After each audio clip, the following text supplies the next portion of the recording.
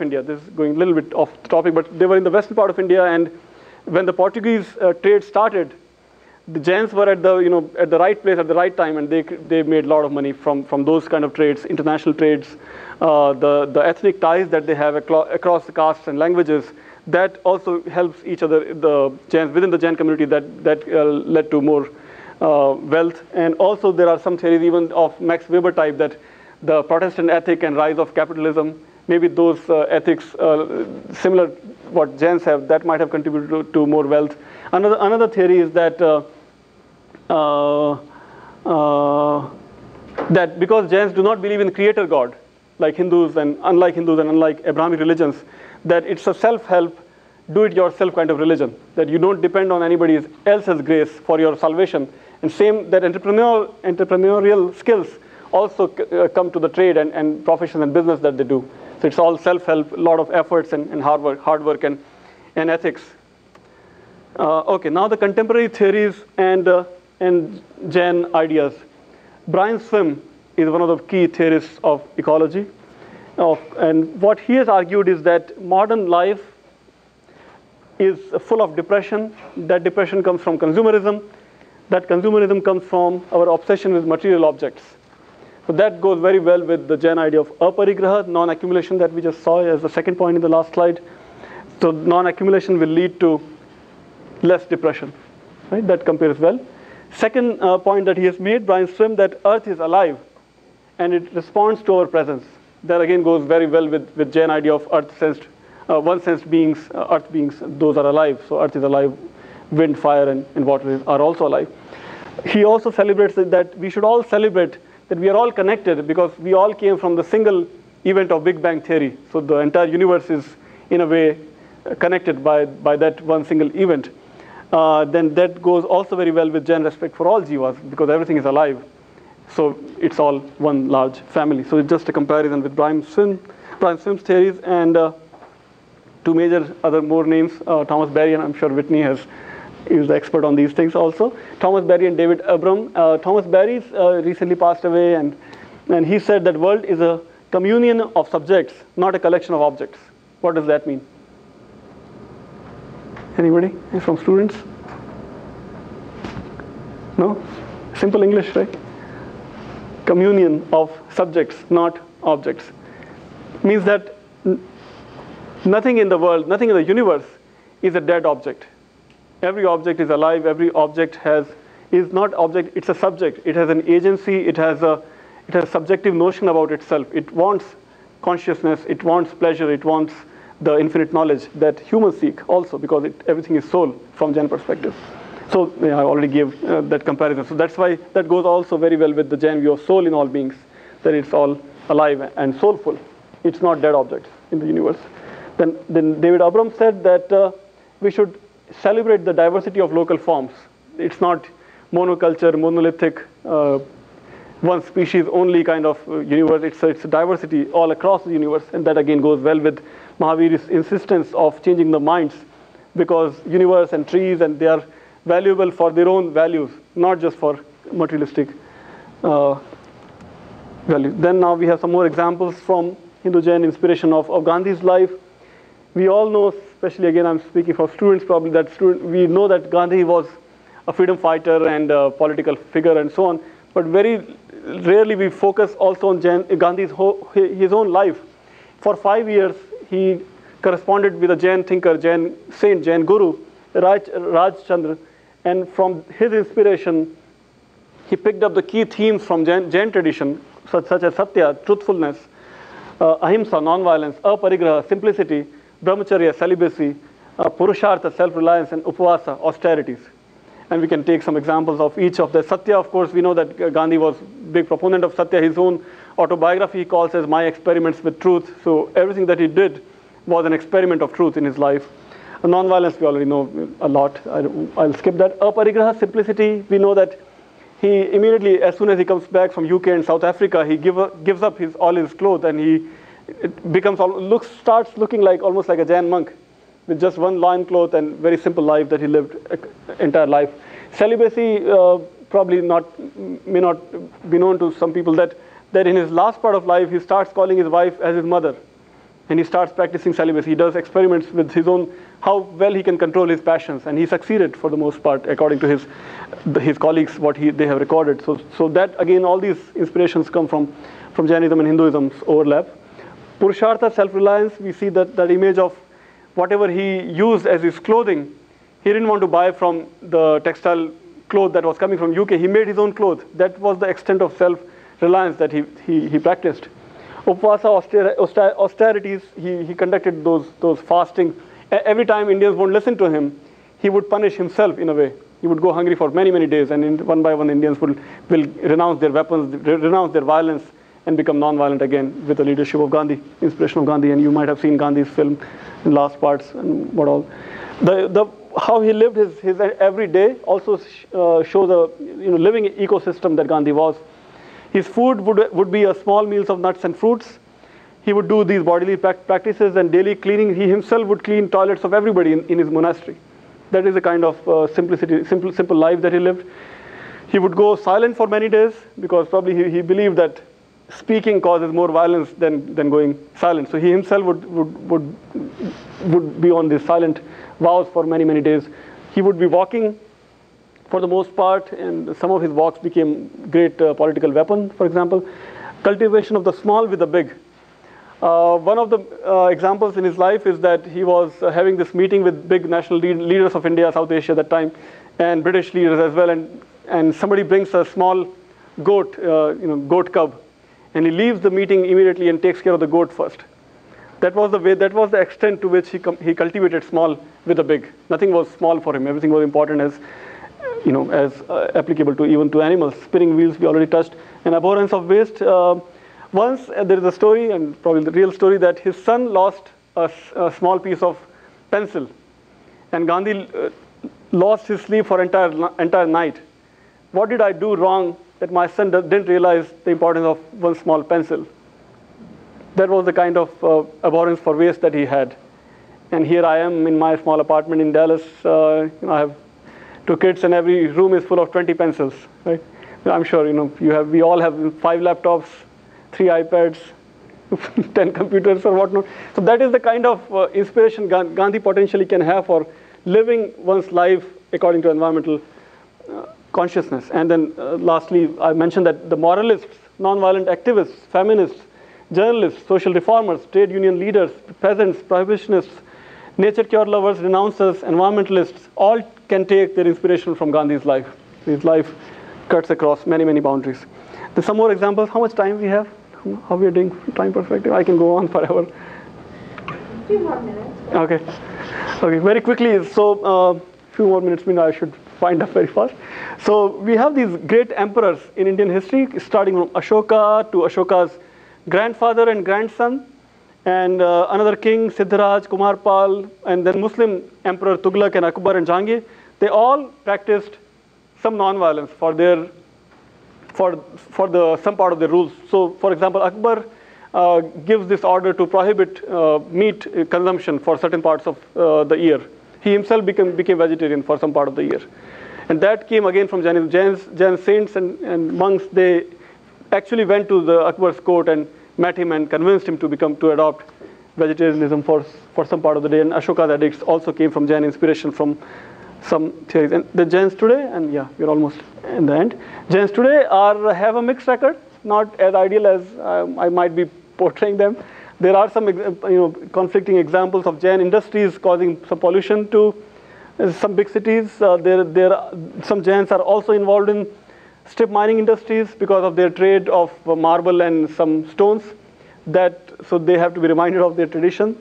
The Jain weddings that I have been to, some of the weddings have led to huge wastage of resources, huge wastage of food. I hope you would might have heard of those things also. But then on the other side, there are some good examples still there. For example, the last example, Jains are still supporting the cattle, for example.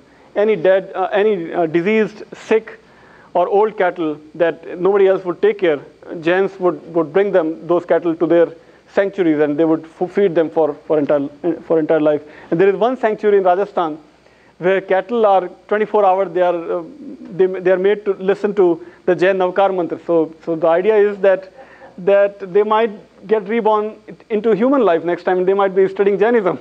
So Jains are doing their part to make them make even cattle practice. And here at least some Navkarma. Have you heard of the Pavapuri? You know, right? No, in Rajasthan, Siroi district. Yeah, in Gujarat also.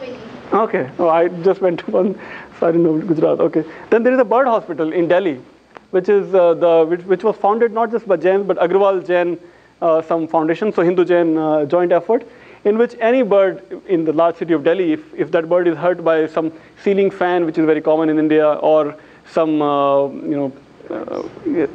eagles or kites, that bird will immediately be brought to that hospital, and it will be free of charge service for that bird. So that's a very unique bird hospital, largely funded by Jains.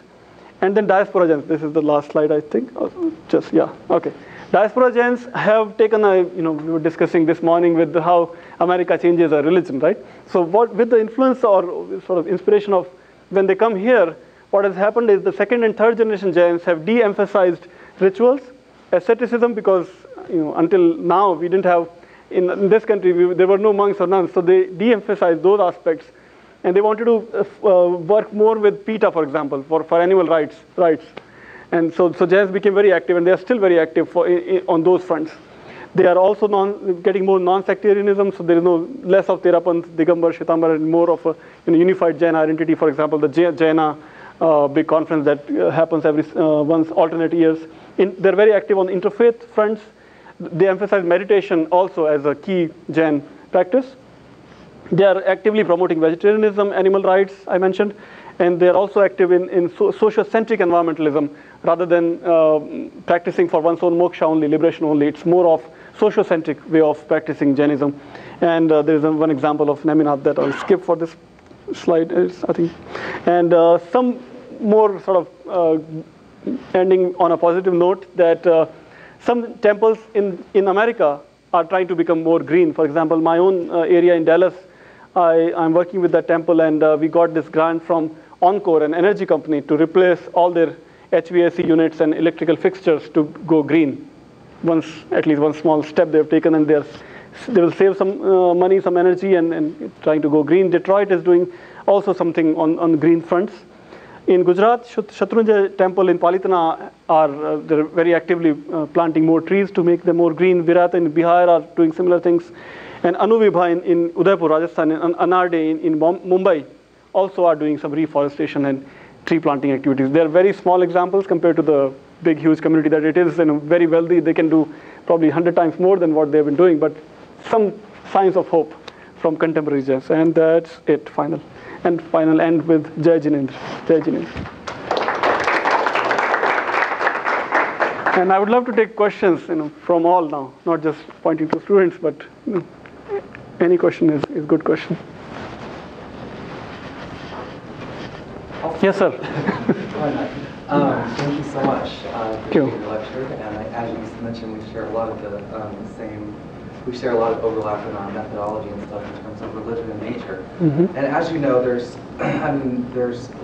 it's one thing to I guess my first thing starts is how do you translate, what about Jainism has to be translated towards ecology, right? Because there is no religion that comes ecologically innate, right? Yeah. So for instance, even if we're talking about, sentience, right? There's a way in which sentience is built up to be anthropocentric because the most sentient being, right? Right. That's from which you reach liberation. Yeah.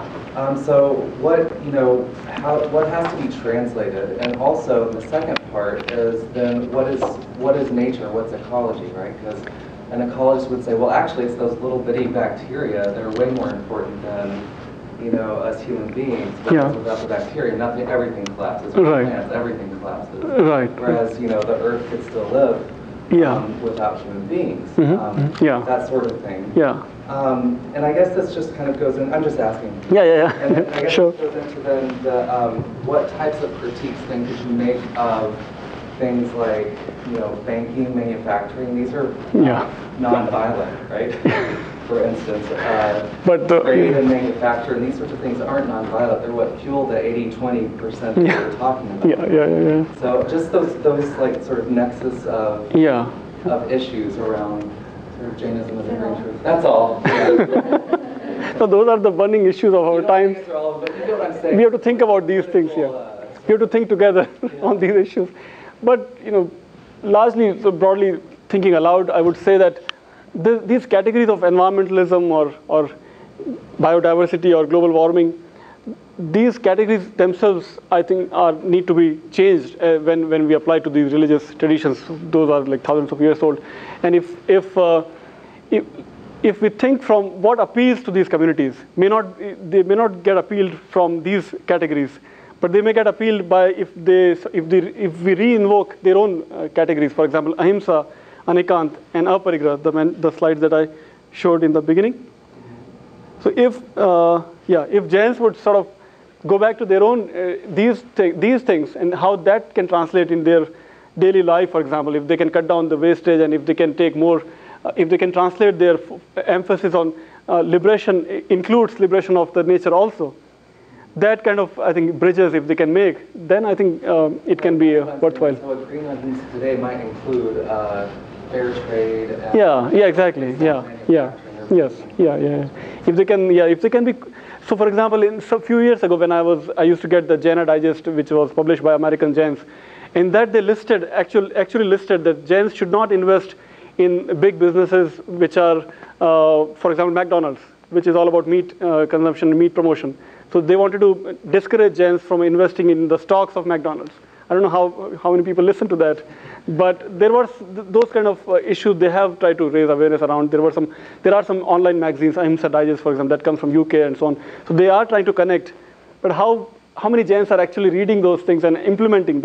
Nobody has done research on that, and probably part of this center's Jain chair and Jain center, if ever it become, we can do that kind of research, and that can be a participatory action research, applied anthropology kind of research that we just don't teach the community that do this, but we become researcher and participants. They work together to solve such issues, for example. Right, but these are burning issues, and there's a lot to say about that. Yeah. You were mentioning like India was the greenest country in National Geographic. They said, I didn't say that. They said that. But yeah. Was that because of Jain teachings, or was that because of poverty? Partly both, I think. But it's not just poverty, because as you probably already know that Jains, as I keep saying, they are one of the wealthiest communities in India. So if they choose to, they can easily afford to eat meat. But they choose not to eat meat, not because they are not poor, right? But you know what I'm saying? That air conditioning or owning transport cars or wasting. Yeah, that they do. Yeah, but when it comes to meat consumption, right, it's not just related to poverty. Meat consumption is less because of the traditional culture that Indians have been following for thousands of years. So they choose not to eat meat even though they can afford it. So poverty is part of the reason, but part of the reason is the traditions such as Jainism, which have influenced other Indians, non-Jains, also to become largely vegetarian. So both are partly, half and half. Part of it might be, I mean, many of the movements become successful in India, like animal sanctuaries. Right. Yeah. So that's kind of ingrained. Exactly. That's not poverty. That's because of the traditional influence that any big city you go to India, and there might be miles and miles of traffic jam just because of some cow is sitting on the highway, and nobody would ever hurt the cow. They might hurt the humans, but not the cow. That is the kind of influence Indian culture still imparts, on not just on Jains, but even largely Indian people. Something sacred about cows, right? And not just cows, even other. And I just came from India very fresh. In 5 weeks I was in India. No street I found where there were no dogs, no buffalo, no parrots. Even some monkeys and parrots are still part of the everyday life in India. Not just cows. Cows have become sort of the stereotype of Indian culture. That India is about cows. Not just cows, right? Many animals are part of the daily life. Religion background. Right. Cows are not killed because they are sacred. Yeah, but not just cows. Monkeys are not killed because they are Ramas. Many such animals. Yeah. Every god, every Hindu god or goddess needs some animal or reptile or some bird. And there is a mouse temple, rats temple in Rajasthan. I have to see that. I've seen a PBS documentary about it. But almost every species has some divine association, not just cows, is what I'm trying to say.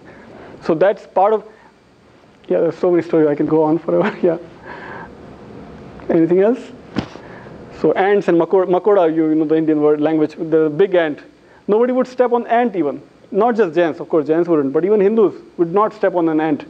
Not because they're poor, it's part of their culture. That they don't cause harm to even to insects and birds. I would just let me If you go to the slide on the Yes, sir. census, Which one? touch only. Oh yeah, sure. Yeah. Yeah. And I'm thinking of comparing this with Buddhism. And, does the word consciousness or awareness enter into Yes. the discussion? Yeah. Sangya and asangya. Yeah. That's the word that from Prakrit. So where would that enter into this? Sangya would be sentient. Sangya and asangya. So sentient would be humans, gods, and demons. But then there are stories that even animals have sangya, also consciousness, not just so Whitney. Animals are not excluded to be completely non-sentient, for example. So there are stories that even Mahavir was born as a lion in his previous life. And with his some good karma, he gets to be born as humans and becomes a Tirthankar. So that's the... Well, there's the famous Buddhism. Zen Buddhism, Yeah. dog have Buddha nature. Yeah. It kind of plays off this Right. issue. Doesn't make any sense at a certain point Right. to discuss that. So, because in China they had gotten to this issue of, well, okay, if everything has Buddha nature and Right. you can attribute the spiritual quality to everything. Right. Well, can those beings become enlightened? Now, so that's the part of the context for that koan. Right. But does that debate take place? Yeah, something similar is going on here as well. So not every species can become the Siddha, the liberated soul. Only humans have that privilege. So they have to be born. That kind of anthropos, it does create. In that way, yes, it does. But then as humans are supposed to be living with complete compassion, universal compassion towards all beings. But as householders and even as monks and nuns, they have to eat something. What do they eat? So this taxonomy was sort of a solution or answer to that dilemma that they can cause harm, probably to least harm to plants and nigodas and earth. And so that's where it plays down to. But yeah. Yes, sir. Kind of a general question. Can you give me an example or a few examples, noteworthy examples? So Western technology comes along. India is adopting Western technology. Yes. Give me an example or two where people say, okay, we like the technology, but there are some problems with it. So let's give it a twist, right? That is more Jain, a better Jain perspective on the world. What kind of changes, and is it taken seriously by businesses, and do they think about this? I wish. You would like it, right? Yeah, but no, unfortunately, that is, if it is happening, I would be really happy, but I see that technology is winning the war against the tradition to a large extent. So as I shown in the later slides, that Jains themselves are sort of going for these big businesses in big industries and technology, and probably only big ray of hope was Gandhi's own example, where he started making his own clothes. He rejected the clothes made by the technology at that time. But as soon as India got its independence, what happened, unfortunately, was that Gandhi and Nehru sort of became intellectually divided. Nehru was all for technology and big industries and big dams. Gandhi was for cultivation of the small. He didn't want these big industries and so on. But Gandhi lost his battle, and Nehru became the prime minister. Nehru adopted all these big industries, and he called these big dams and big industries as the new temples of India. He went to that extent. And then, largely, India has been following that 5-year big plans and big expenditure on these big power projects and big dams and there's a talk of linking all the big rivers of India, and it's always talk of these big projects like America and India, America, and China. These are the 3 only countries in the world which have these huge dams, and every huge dam causes large-scale replacement of the people and huge destruction of forests and so on. So and Egypt, that whole fiasco with the Aswan, the ruining of the delta. Right. So. But you remember there was a big movement against Al-Qabi slaughterhouse in Agra, like some. Oh yeah. So that's possibly the closest to. Yeah, the animal protection. Yeah, that's the only hope. They But are planning to have a slaughter cows for export to Saudi Arabia. So there's a big local movement against that. So I don't know whether it was communal, political, killing of cows or non-violence, maybe all mixed together. But traditionally, Jains have always taken leadership in those kind of movements. For example, one of the Jain lawmakers, Guman Malloda, who came from Rajasthan, when he was the lawmaker, he really worked hard to create a huge report to ban cow slaughter from entire country. Probably, I don't think he succeeded ever, but he was the one who was doing, probably for political gains as well, because when you do these things, Hindus get excited. Then, oh, he's working for us, kind of that kind of. So he did probably for vote bank, but there might be some inspiration for tradition also. Lawmakers, you can never trust what they're doing, but yeah. But don't you think that's also violence if you want to enforce your belief on someone? Yeah, in some ways, yes, So but legal cow banning of cow slaughter. Legally, banning. it's a cow big slaughter going is a little. also violence. Yeah, little. Let's take example from him. He has been. Unfortunately, there is a huge difference between the ways people think in the Western and the Eastern world. So I can totally understand the Jain perspective being very helpful in environmental consciousness and limited consumption in the Eastern world. But this kind of stems from his question. The Western world tends to see this kind of ecologic mindfulness in the view of efficiency or maybe even utility. So how would this non-violent Jain perspective or the general Eastern perspective transfer over to kind of get this East and West views into more of a dichotomy rather than a separation? Like how would this non-violence transfer over and kind of help the Westerners say, hey, it's not just about efficiency, it's more about Yeah, by having more of such lectures, going out to the community, working with the community more aggressively, more.